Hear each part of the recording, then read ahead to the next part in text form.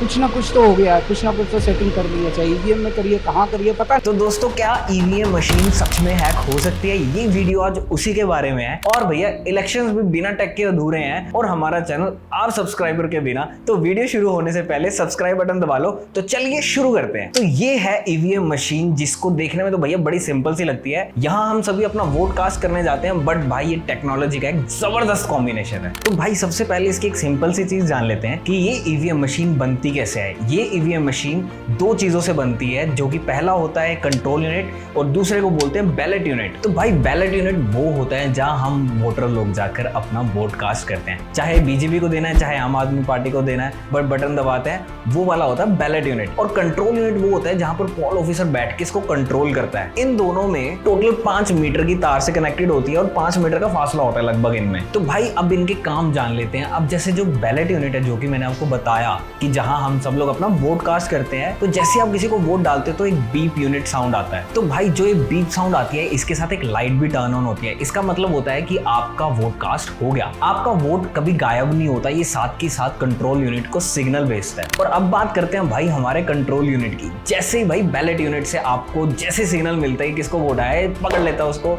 साथ के साथ सेव कर लेता है और हर एक वोटर का एक अलग काउंटर मेंटेन किया जाता है, जिससे काउंटिंग हमारी थोड़ी इजी हो सके। अब भाई सिक्योरिटी के लिए गवर्नमेंट ने एक और चीज लॉन्च कर दी है, जिसका नाम है वीवीपैट। वीवीपैट माने वोटर वेरीफाइड पेपर ट्रायल। भैया एक सेकंड, ये गलत हो गया है, voter verified paper audit trial. तो भाई ये फुल फॉर्म याद करनी थोड़ी मुश्किल थी, तो माफ करना है चीटिंग करने के लिए। तो ये वीवीपैट है क्या?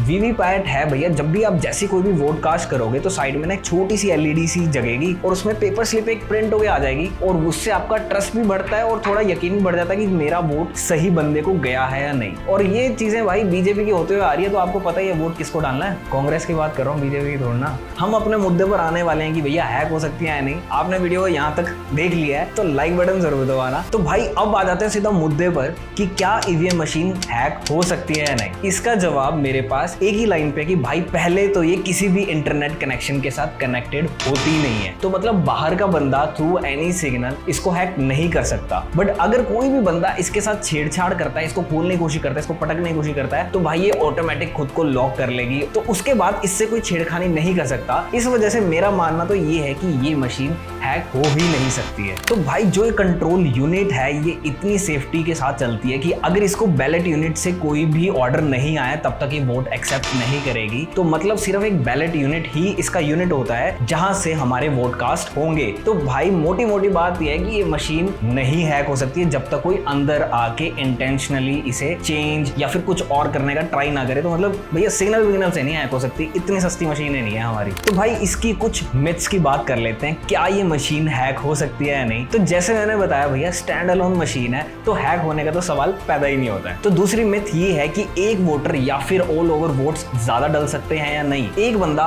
एक ही वोट डाल सकता है, अगर वो दूसरा वोट डालने का ट्राई करेगा भाई, साथ के साथ मशीन बंद हो जाएगी। तो दोस्तों ये सारी कहानी थी ईवीएम मशीन की कि रिलायबल है या नहीं। मेरे को तो भाई पूरा भरोसा अपनी ईवीएम मशीन पे, क्योंकि मैं तो वोट डाला है बीजेपी को और मेरा वोट काउंट भी हो गया है। तो भैया मिलते हैं अपनी नेक्स्ट वीडियो में, तब तक के लिए टाटा बाय बाय, जय सिया राम, जय भारत।